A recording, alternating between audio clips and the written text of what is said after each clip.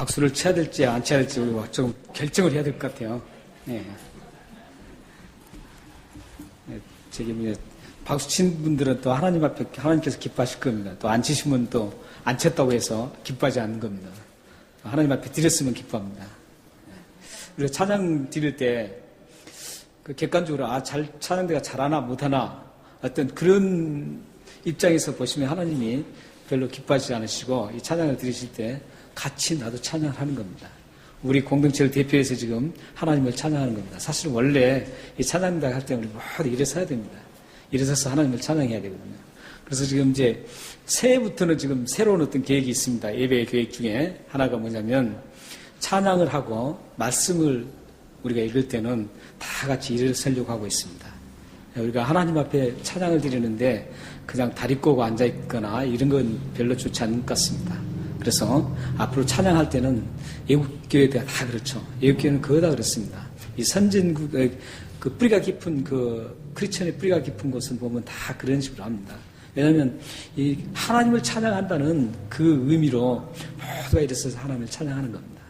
그래서 말씀도 마찬가지죠. 하나님 말씀인데 그냥 우리가 앉아서 받는 것보다는 하나님 앞에 간절한 마음으로 일어서서 함께 교도를 하는 그런 시간을 가지려고 지금 새해 계획에는 그렇게 지금 계획을 하고 있습니다. 그래서 여러분들이 이제 조금 알아두시고 다음부터는 이제 올해까지는 자유롭게 하시면 됩니다. 내년부터는 우리가 새해부터는 그렇게 예배도 우리가 좀 새롭게 하나님을 향해서 드릴 수 있는 그런 지금 그 준비를 지금 기도하면서 준비하고 있습니다. 우리가 다음 주에는 야외예배입니다. 원래 야외예배가 10월 달이었었는데 다음 주일날 이 호주교회가 행사가 있기 때문에 60주년 기념 행사가 있기 때문에 우리가 사용을 못하기 때문에 야외예배로 갑니다. 여기는 사용할 수가 있어요. 그런데 뒤에 우리가 교육관, 식당 이 부분을 사용을 못하기 때문에 아예 우리가 그때 야외에 나가서 예배를 드리는 게 좋겠다 해서 그렇게 결정을 했습니다. 다음 주에 우리가 야외를 가기 때문에 지금 우리가 3개월 동안 그 서드텀을 계속 해왔습니다. 3개월 동안 서드텀을 해왔는데 이 서드텀 동안에 우리가 주로 계속적으로 주 텍스트를 삼은 게 지금 마가복음이었죠. 이 마가복음을 우리가 계속 3개월 동안 계속 보아왔습니다. 근데 원래는 다음 주일날이 마지막이니까 다음 주일날 마가복음이 끝나야 됩니다. 그런데 다음 주에 야외로 가기 때문에 이번 주에 이 마가복음을 지금 마무리하려고 하고 있습니다. 마가복음 마무리하면서 여러분들 꼭 기억해두면 좋겠다는 게 있는데 마가복음은 크게 둘로 나눌 수가 있습니다. 1장부터 10장까지. 1장부터 10장까지 나눠지고 11장에서 16장까지 이렇게 두 가지로 크게 나눠집니다. 그런데 1장부터 10장까지는 그 기간이 약 3년 6개월입니다. 3년 6개월 동안의 그 기록이 그 1장부터 10장까지 있습니다. 근데 11장부터 16장까지는 불과 약 8일 동안의 그 사건을, 예수님의 그 사건을 기록하고 있습니다. 그래서 우리가 지금 보는 것은 16장이니까 예수님의 8일 동안에 이루어졌던 그 마지막 예수님의 모습, 예수님의 그 마지막 모습을 우리가 이제 보게 됩니다. 그 마지막 모습을 우리가 보게 되는데 우리가 오늘 함께 보았던 말씀은 지상에서 예수님의 마지막 모습입니다. 이 모습을 끝으로 이제 오늘 본문에도 나오겠지만 예수님은 하늘로 올리워져 가십니다. 여기서 지금 수동태로 되어 있어요. 능동태가 아니고 예수님 스스로 올라가셨다 그게 아니라 올리워졌다 수동태로 되어 있습니다. 이건 뭐냐면 하나님께서 예수님의 지상사역이 다 완성됐기 때문에 이제 하나님께서 데리고 가셨다라는 그런 의미입니다. 그러니까 아버지의 뜻대로 하라는 그런 예수님의 그 순종적인 자세가 여기서도 확연하게 드러나고 있습니다. 이제 예수님의 그 마지막 모습 속에서도 이제 가장 맨 마지막 모습. 이제 엠마오로 두 제자가 예수님이 죽으시고 십자가에 죽으시고 나서 실망을 많이 했죠. 그래서 많은 예수님을 따르던 사람들이 이제 예수님이 죽었으니까 모두 실망해서 이제 뿔뿔이 헤어집니다. 근데 실망만 된다면은 괜찮은데 실망 외에 더 큰 문제가 하나 있었습니다. 그 문제가 뭐냐면 두려움이었어요. 두려움. 예수님을 믿으면 죽는 거예요. 예수님처럼 그렇게 죽을 가능성이 있는 겁니다. 그 이후의 역사에, 기독교 역사에 보면, 세계사에도 나오는 그 역사에 보면, 그 히스토리에 보면 다음에 얼마나 많은 사람이 죽습니까? 그런 두려움이에요. 생명이 지금 왔다 갔다 하는 그런 두려움이 지금 휩싸인 거예요. 그래서 이 제자들도 그렇게 예수님과 함께 했을 때는 그 용감스럽게 다녔던 그 제자들, 그 제자들도 뿔뿔이 흩어졌다가 다시 모여서 덜덜 떨고 있는 상태입니다. 근데 엠마오로 내려간 두 제자가 있었습니다. 그 두 제자도 역시 두려움 가슴을 안고 지금 내려가고 있습니다. 내려가고 있는데 내려가다가 누구를 만났나요? 부활하신 예수님을 만납니다. 부활하신 예수님을 만났어요. 그리고 얼마나 감격이 있었는지 몰라요. 그 감격을 가지고 다시 사신 예수님, 죽은 줄만 알았던 그 예수님을 다시 만났어요. 다시 사신 그 예수님을 만나서 이제 11 제자에게 그 소식을 전합니다. 그런데 놀라운 것은 그 11 제자가 믿지를 못합니다. 믿지를 못해요. 예수님 살아났다고 해도 믿지를 못하는 거예요. 여러분들 같으면 어떻겠어요? 예수님 살아났을 때 그러면, 그래? 믿지? 이렇게 했지만, 사실 그때 당시 상황은 이 제자들의 생각이 옳습니다. 왜냐하면 그 당시에 이 제자들이 못 믿을 수밖에 없었어요. 그 당시에 그 전 인류 역사에 단 한 명도 죽었다가 완벽하게 다시 살아난 부활했던 사람이 없었기 때문입니다. 그 수많은 역사가 흘렀지만 죽었다가 다시 완벽하게 다시 살아난 그 역사가 없었기 때문에 이 제자들도 믿을 수 없었던 겁니다. 근데 우리는 여기서 엠마오로 내려가던 그 두 제자가 누구일까? 이걸 좀 정리했으면 좋겠어요. 왜냐하면 이 부분에 대해서 조금 잘못 알고 계신 분들이 좀 있더라고요. 그래서 엠마오로 내려가던 두 제자가 누굴까 하면 어떤 분들이 이렇게 생각합니다. 예수님의 한 제자, 11제자, 가룟유다에 이제 갔으니까 11제자 중에 2명이다. 이렇게 생각하는 사람이 있습니다. 근데 아닙니다. 여기 엠마오로 내려가는 그 두 제자는 그 예수님의 그 함께 항상 동행했던 3년 이상을 같이 동행했던 그런 11 제자 중에 2명이 아닙니다. 2명이 아니라 누가복음 24장 18절 말씀에 보면 그 두 사람 중에 한 사람 이름이 정확하게 나옵니다.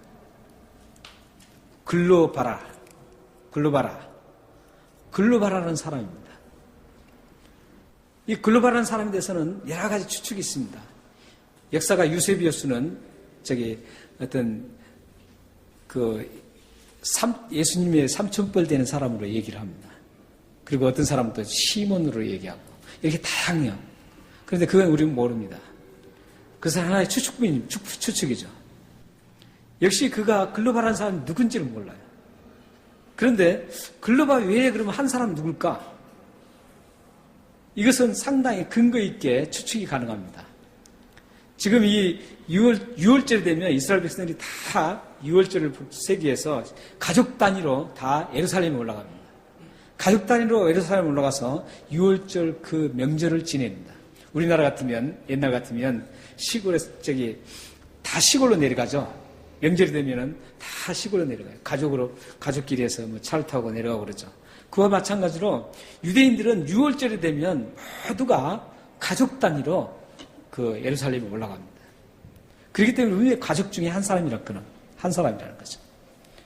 가족 중에 한 사람인데 거기에서도 가장 가능성이 큰 것은 아마 글로바라의 아내일 것이다. 와이프일 것이다. 이거예요. 아마 그게 가장 조금 추측이지만 가장 합당한 것 같습니다. 왜냐하면 예수님이 잡히실 때 6월절 그 근거에서 잡힙니다. 6월절 어린 양으로 죽으시는 거예요. 그래서 모든 유대인들이 지금 모였을 때 예수님이 거기서 돌아가십니다. 그래서 13절 말씀을 보면 이 글로바라는 사람과 또 아내인지 누군지 모르지만 이 두 제자가 그 11 제자에게 가서 예수님이 살아났다는 것을 말씀합니다. 그러지만 그들은 믿지를 못합니다. 믿지 못한 것은 그들이 확실히 우리는 이해해야 합니다. 우리는 너무 쉽게 그걸 왜 못 믿냐? 제자가 돼가지고. 하지만 그 상황에서는 믿을 수 있는 게 아니었습니다. 그런데 놀라운 것은 이 제자들이 예수님이 먼저 다시 살아날 것을 분명히 말씀하셨죠. 제가 설교를 계속, 마가복음을 계속 지금 16장까지 설교하면서 그 부분에서 많이 강조를 했습니다. 예수님께서 직접 이제 그 제자들에게 자신의 모습을, 자신의 미래를 직접적으로 계시를 하시죠. 하시는데 내가 대제사장에 붙잡힐 것이다. 그리고 십자가에 죽을 것이다. 그리고 정확하게 날짜까지도 얘기합니다. 3일 만에 내가 다시 살아날 것이다. 이렇게 제자들을 모아놓고 말씀을 했습니다.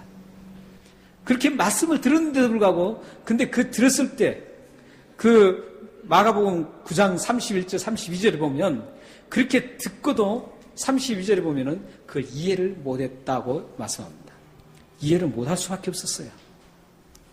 그들이 믿지 못할 수밖에 없었어요. 그들을 우리는 너무 쉽게 판단해서는 안 돼요. 우리 삶 속에서도 그렇거든요. 우리 삶 속에서도 다른 사람 입장에서는 그게 도저히 믿기가 참 힘들어요. 힘든 부분이에요. 그런데 왜 저 사람은 저럴까? 이렇게 할 때가 있다고요. 그래서는 안 됩니다. 우리는. 그 사람의 처지가 어떤지는 그 본인은 너무 그건 괴로운 거예요. 본인은 무슨 문제가 분명히 있는 거예요.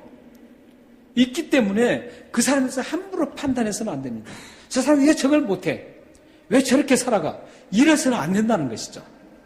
지금 제자들이 마찬가지예요. 제자들이 그 상황, 그때 당시에 전 인류 역사상에 단 한 번도 없었던 부활을 어떻게 믿겠어요? 그게 어떻게 이해가 되겠어요? 지금 우리는 쉽게 이해하잖아요. 그죠?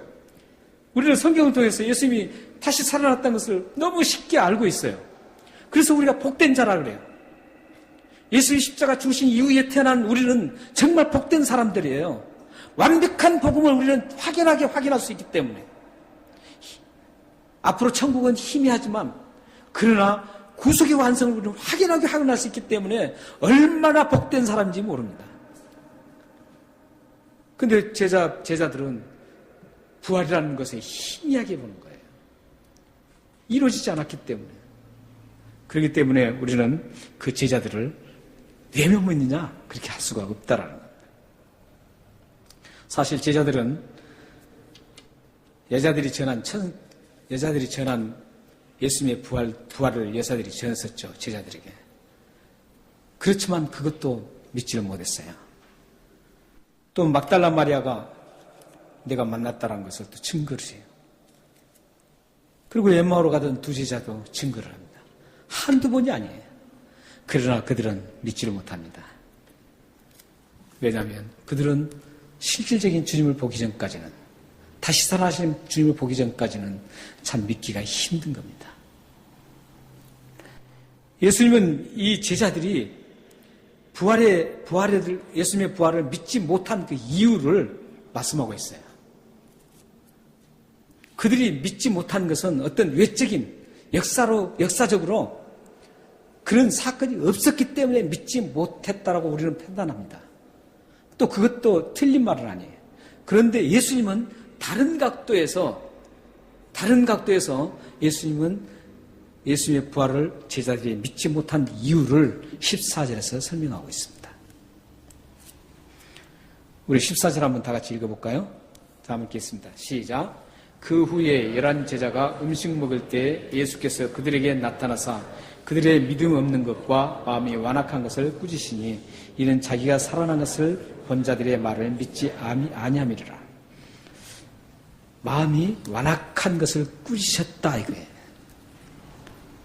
마음이 완악해서 믿지를 못했다는 겁니다. 이 마음이 완악하다는 것은 성경의 표현이 참 많이 있습니다. 비슷한 그 단어로 원래 히브리어는 똑같은 단어를 사용합니다. 이래서 바로가 마음이 강팍해서 이스라엘 백성들을 보내주지 않았던 것도 원래 그 단어적인 의미는 똑같은 의미입니다. 그런데 이렇게 마음이 완악한 거예요. 마음이 완악해서 예수님의 부활을 믿지 못했다는 겁니다. 원래 이 완악이라는 것은 단어는 마음이 딱딱해진 상태를 말합니다. 여러분들 영어 성경을 가지신 분들은 그 나옵니다. hardened of heart 이렇게 되어 있습니다. 그러니까 심장으로 되어 있죠. 심장으로 마음이 아주 굳어 있다 이거죠. 굳어 있는 상태. 찔러도 잘 들어가지 않는 상태. 이걸 얘기합니다. 여러분들이 간이 굳어지면 어떻게 되나요? 간이 굳어지면 큰일 나죠. 죽습니다. 근데 이 마음이 굳어지는 것은 보이지 않는 거예요. 마음이 굳어지면 어떨까요? 마음이 굳어지면 이건 더 큰일입니다. 육체적인 간이 굳어지면 아이고 큰일 났다 이거 죽는다 막 하는데 이 마음이 굳어지는 것에 대해서는 사람들이 너무나 느슨해요. 이 영적인 부분에서 너무 느슨하다는 것이죠. 근데 이 완악기라는 것은 마음이 딱딱하게 굳어있는 상태를 말합니다. 근데 이 제자들에게 사용된 이 완악이라는 단어를 더 좀 우리가 확실하게 이해하려면 시편 95편 6절 8절 말씀 보면 많은 도움이 됩니다. 예, 지금 한번 띄워주시겠어요? 시편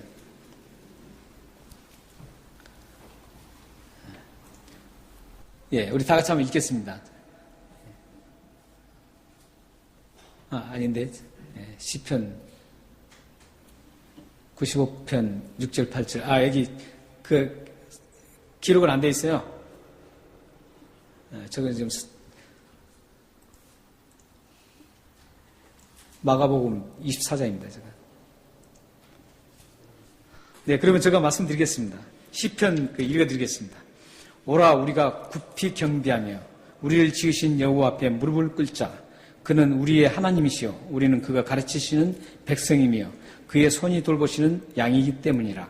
너희가 오늘 그의 음성을 듣거든 너희는 무리바에서와 같이 또 광야에서 마사에서 지냈던 날과 같이 너희 마음을 완악하게 하지 말지어다 이렇게 되어 있습니다. 그러니까 이 완악이라는 단어는 오늘 이 시편 95편 6절 8절에서 통해서 잘 이해할 수가 있습니다. 이 완악이라는 단어와 연결되어 있는 것은 듣는 것과 연결되어 있습니다. 듣는 것. 좀 떼어져 있으면 잘 설명될 텐데. 듣는 것과 연결되어 있습니다. 우리는 하나님의 기르신 양이에요. 하나님의 백성이에요. 그렇기 때문에 하나님의 음성을 들어야 된다는 거죠. 지금 시편 말씀이 그래요. 시편 말씀이 들어야 된다는 거예요. 들으면 된다는 거죠. 근데 이스라엘 백성들의 그 역사에, 출애굽 역사에 무리바의 사건이라든지 이런 사건에서는 하나님의 말씀을 듣지 않았다라는 겁니다. 듣지 않았기 때문에 그게 곧 어떻게 되냐면 다음에 멸망으로 갔다라는 겁니다. 그 듣지 않는 게 뭐냐면 완악함이라는 겁니다. 그러니까 이 완악함이라는 것은 잘 듣는가 안 듣는가에 따라서 이 마음이, 완악한 마음이 더 단단해질 수도 있고 풀어질 수도 있다는 겁니다.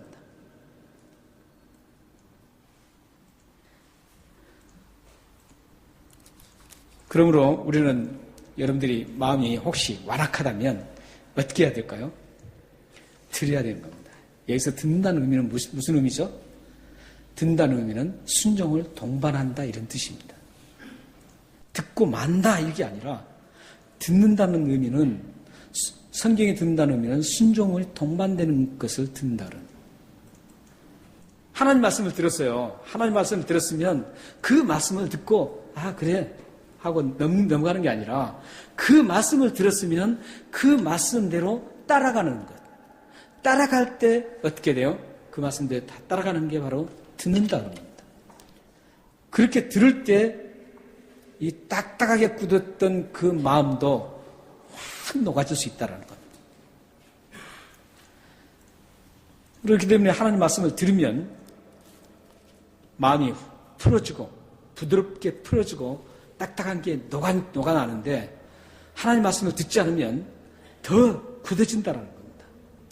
여러분들이 하나님 말씀에 민첩해야 될 이유가 거기에 있어요. 평상시에 하나님 말씀에 민첩하게 살아셔야 돼요. 생활하다 보면은 부스부스 하나님 말씀에 부딪힐 때가 있어요. 충돌할 때가 있어요. 내가 이것을 해야 되나 안 해야 되나 이렇게 충돌할 때가 있다고요. 이럴 때 어떻게 해야 될까요? 그때 분명히 하나님 사람이면 하나님께서 말씀을 통해서 나에게 말씀이 기억나게 해주셔요. 그 말씀이 기억 안 나더라도 내가 이래서는 안 되는데 이런 말씀을 들려주세요. 그럴 때 어떻게 해야 되겠어요? 그럼 무시해버리면 되겠어요? 무시하면 더 딱딱하게 됩니다. 그랬을 때 하나님 앞에 잘못했습니다. 알겠습니다. 하나님이 기뻐하시는 것으로 따르겠습니다. 이렇게 여러분들 순종한다면 여러분들이 굳어졌던 마음까지도 확 녹아져서 부드럽게 된다는 겁니다. 15절과 20절 말씀을 보면 예수님의 말씀을 들었던 그 제자들은 말씀에 순종해서 그 완악한 마음이 다 깨뜨려진 것을 볼 수 있습니다. 예수님은 제자들의 회복된 마음을 15절 보면 명령을 하죠. 마지막 명령을 합니다. 15절 한번 보시죠. 또 이르시되 너희는 온 천하에 다니며 만민에게 복음을 전파하라. 이렇게 지금 복음 전파의 지상 최후의 예수님의 명령을 내립니다. 복음 전파의 명령을 내리는데 만약에 제자들이 여기서 예수님의 말씀을 듣고 마음이 아직도 완악한 상태에 있었다면 예수님은 이 명령을 하지 않으십니다. 이 명령을 하지 않으세요. 아는데 예수님은 그 말씀을 들었던 제자들이 마음 상태를 보고 계시죠. 제자들이 그 마음 상태를 보니까 그 제자들이 예수님의 말씀을 듣고 왜 너희들이 믿음이 없느냐 이런 책망을 듣고 그들이 마음이 그 말씀을 듣습니다. 듣고 거기서 회개까지도 일어나는 겁니다. 그래서 그들이 이제 마음이 완전히 완악한 마음이 깨뜨려지고 다시 좋은 마음으로 회복됐어요. 그 회복된 마음을 예수님은 보실 수 있죠. 그래서 그 회복된 제자들의 마음을 보시고 예수님께서 15절 말씀을 지금 하시는 거예요. 너희는 온 천하에 다니며 만민에게 복음을 전파하라. 선포하라 이겁니다.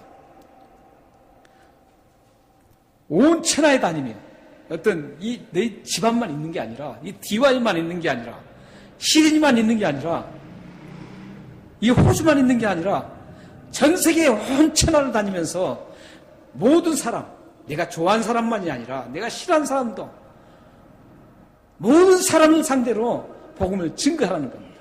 한국 사람뿐만 아니라 외국 사람에게도 복음을 증거하라는 겁니다. 얼마 전 장로님하고 이렇게 말씀 나누는 기회가 있었습니다. 말씀 나누는데 영어만 되시면은 이 외국 사람들한테 전도를 하고 싶으시대요. 근데 아마 기본적으로 좀 잘하실 수 있을 거예요. 근데 이제 막 잘하시려고, 너무 잘하시려고 그러니까 잘 안 되시는 거죠.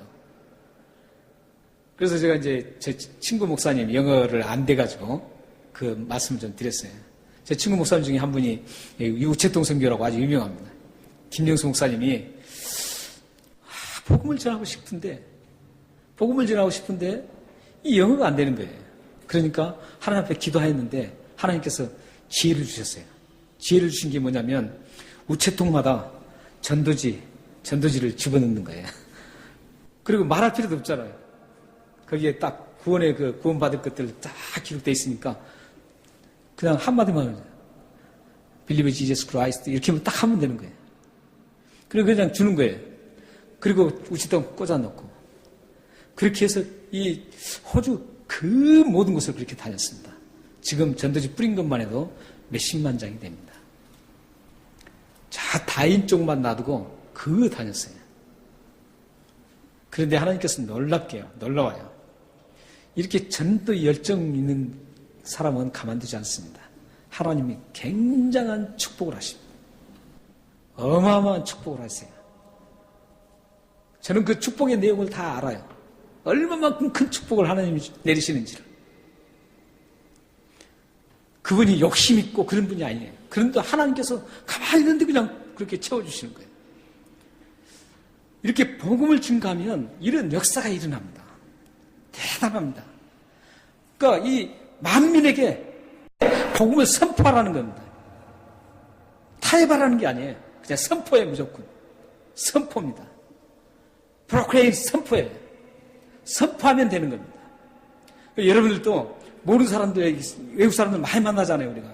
그러면은 그냥 복음 증거하세요.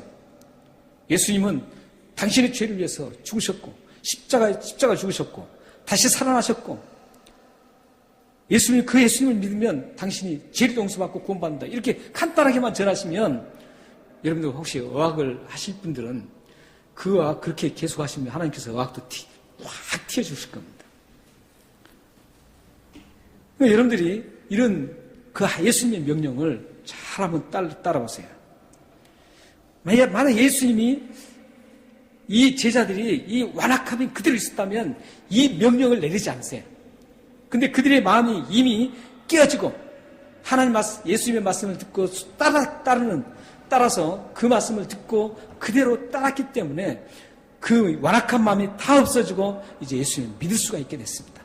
그래서 예수님은 15절에 이제 온 천하에 다니며 만민에게 복음을 선포하라고 이렇게 지금 말씀하고 있습니다.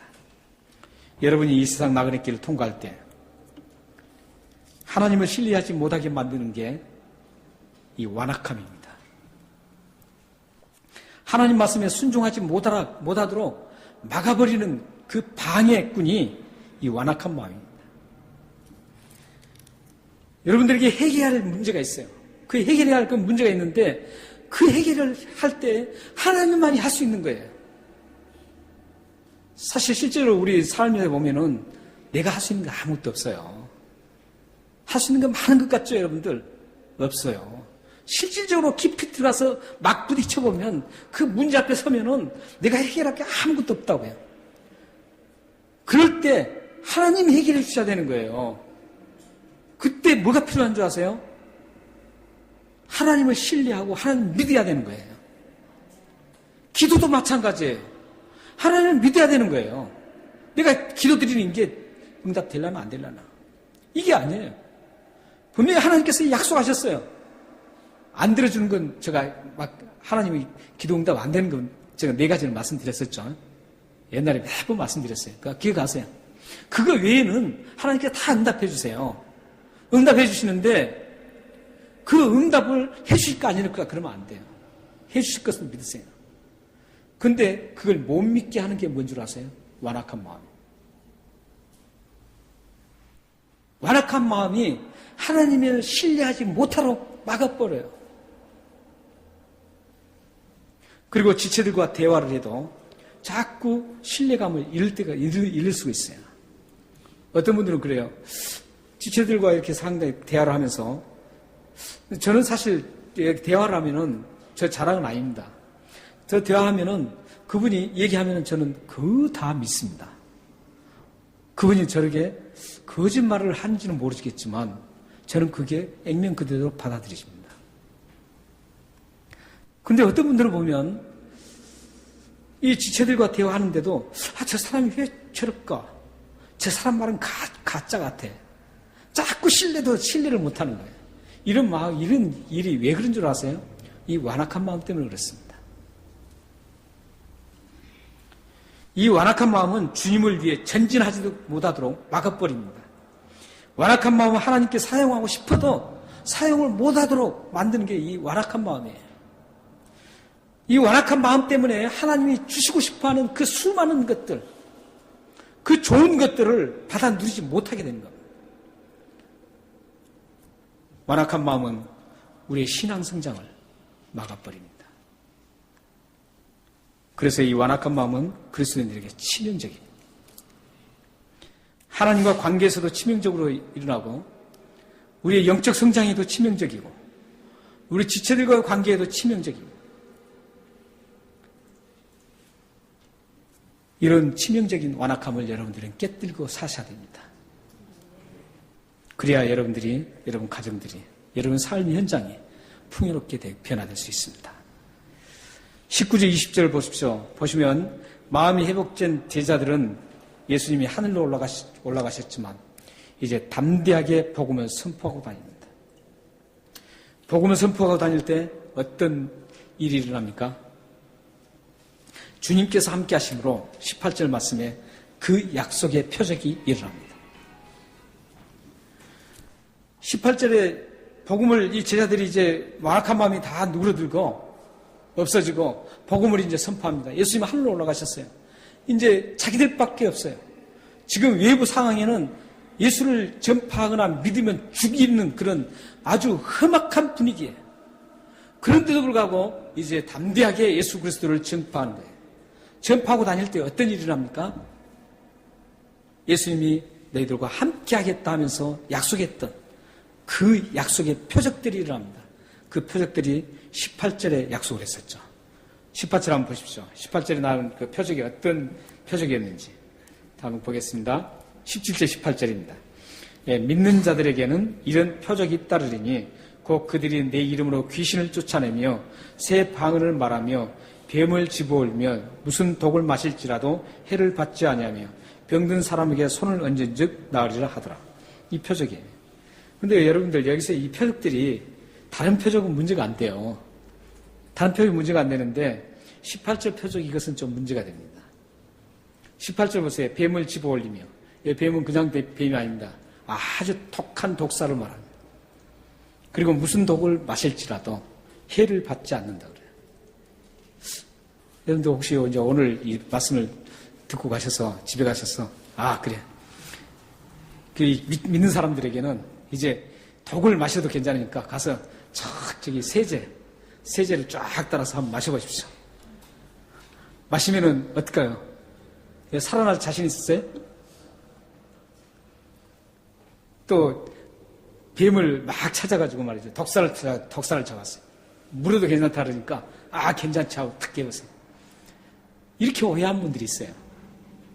실질적인 사건이 있었죠. 이와 비슷한 거. 어떤 사건이냐면 하나님이 높은 데서 뛰어내도 하나님이 살려주시면 된다는 거예요. 마태복음 4장에 이 사단이 예수님 시험할 때 그 시험을 하시죠. 너 성전에 뛰어내리라.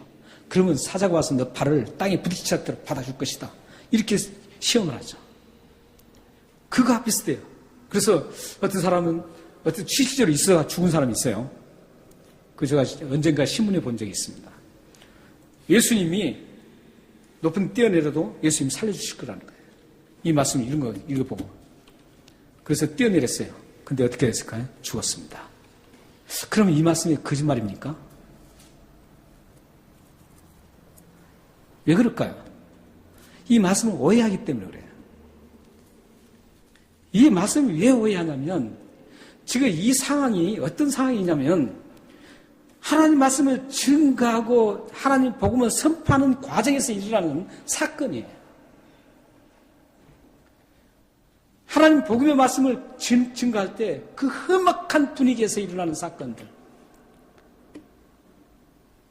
엄청난 것들을 겪어야 될 그런 사건들이 많이 일어나죠. 그런 사건이 일어날 때 이런 사건도 일어날 수 있다는 거예요. 독을 마시지 않으면 안 될 사건도 있을 수가 있어요. 왜냐하면 예수 믿는다고 독을 마시라고 그러면 마셔야 됩니다. 이런 사건이 있을 수 있어요. 그러면 그 사람이 복음을 증거하는 그 상황에서 그게 그런 일이 있을 때 하나님께서 그것까지도 보호하실 수 있다라는 그런 확신, 표징이라는 것이죠. 뱀을 잡았을 때, 복음을 증거하고 뱀을 잡았을 때 독사가 물었어요. 물어도 그게 해가 닿지 않게 해주시겠다는 그 표적이에요. 그런데 복음 증거를 하지 않고 그래 하나님이 살리나 못 살리나 이런 테스트를 한다는 것은 그게 아니에요. 실질적으로 그 사건이 있죠. 사도행전 26장에 보면 28장이에요. 사도행전 28장에 보면은 그 사건이 나오죠.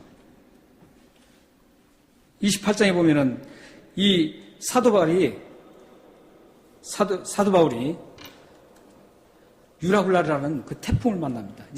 이제 그 제수의 몸으로 가죠. 잡혀서. 유라굴라는 태풍을 만나요. 태풍이 만났는데 사도 바울은 그 가면 안 된다고 했어요. 그런데 가는 거예요. 선장이 자기 지식으로. 그리고 가는 겁니다. 가다가 태풍을 만나서 배가 파손이 됩니다. 배가 파손이 돼서 그 도착했던 그 섬이 뭐냐면 멜레타라는 섬입니다. 그 섬에 도착했어요. 옛날에 제가 사도행전 할 때 이게 한번 설교한 적이 있습니다. 그 섬이 지금 어느 섬인가까지 얘기했습니다. 그 멜레타라는 섬에 도착했어요. 도착해서 이제 물에 빠졌어요. 얼마나 추워요. 추워서 이제 불을 쬐는 거예요. 원주민들이 불을 쬐게 해서 참 원주민 굉장히 고마운 원주민들이죠. 불을 쬐게 해서 불을 쬐고 있는 겁니다. 쬐고 있는데 이게 이제 불이 다 돼가니까 사도 바울이 다시 불을 더 붙이기 위해서 이제 나뭇가지를 잡았어요. 잡았고 불에 딱 던지니까 불이 뜨거운 것 때문에 거기서 독사가 있는 줄 모르고 독사가 물었습니다. 그 성경에 보면 독사가 물어서 덜렁덜렁 했다 그러죠. 그때 그 원주민들은 그 독사가 무슨 독사인지를 알고 있었습니다. 그래서 그 원주민들은 그 사도 바울의 그걸 보고 조금 있으면 퉁퉁 붓고 곧 죽을 것이라고 바라보고 있었습니다. 성경에 그대로 나와요. 28장에. 바라보고 있는데 멀쩡한 거예요. 아무 해가 없는 거예요.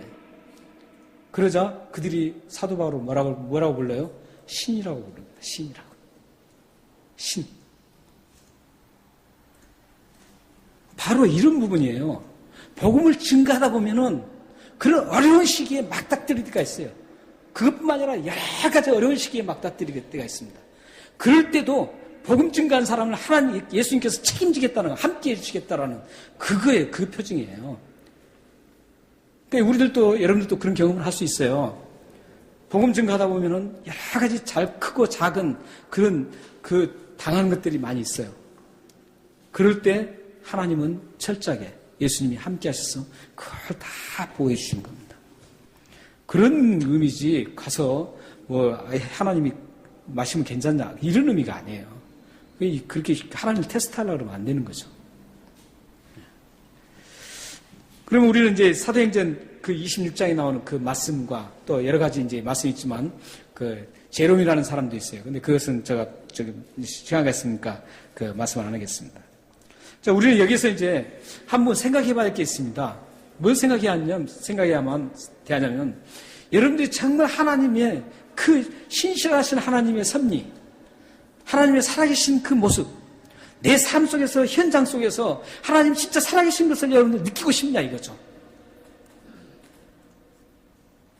여러분들 그거 느끼고 사신가요? 하나님 정말 살아계세요. 정말 놀라우신 분이야. 그래. 하나님은 오늘도 나를 이렇게 살아계셔서 나를 지금 함께 하시고 계세요. 이런 감동이 있어야 된다는 거죠. 그런 감동은 어디에서 와요? 복음 선포할 때 온다는 거예요. 복음을 증거할 때 완악한 마음을 여러분들이 깨뜨리고 하나님의 복음을 증거하는 그 과정 속에서는 이런 어마어마한 것들을 여러분들이 경험할 수가 있습니다. 여러분의 삶에 이런 하나님을 경험하시길 바랍니다. 우리는 지금 이 나그네 길을 걸어가고 있습니다. 이 세상은 잠깐 나그네 길이에요. 지금 연세 드신 분일수록 이 나그네 길이라는 것을 더 실감을 해요. 나이가 어릴수록 나그네 길이 뭐야 이렇게 생각할 수 있어요. 그렇지만 실감하든 안 하든 우리는 어차피 나그네 길 가다가 끝을 맺고 천국으로 가야 돼요. 그 나그네 길에 여러분들이 외롭지 않게 가기 위해서는 예수 그리스도와 함께 하는 것을 알아야 합니다. 예수 그리스도와 나와 지금 함께 통행하고 나를 붙잡고 가고 계신다는 것을 여러분들이 날마다 느끼면서 경험하면서 가야만 여러분들이 이 나그네 길이 외롭지 않고 이 나그네 길에서 여러분 쓰러지지 않을 수 있습니다. 여러분 가정들 앞으로 이런 어마어마한 하나님의 그 경험을 하시길 바랍니다. 마지막으로 우리는 예레미야 15장 21절 말씀을 한번 보면서 우리 마치겠습니다. 네, 오늘 띄었네요. 다 같이 한번 읽겠습니다. 시작. 내가 너를 악한 자의 손에서 건지며 무서운 자의 손에서 구원하리라. 이 말씀 믿습니까? 우리는 여러분들은 이 나그네 길을 갈 때 하나님께서 여러분들을 악한 자의 손에서 건지시며 무서운 자의 손에서 꼭 구원하실 그 하나님이 여러분이 함께 하신다는 것을 여러분 삶 속에 일어나는 소소한 일까지도 그것에서 하나님을 경험하는 여러분들이 되시길 주님의 이름으로 축원합니다. 기도하겠습니다.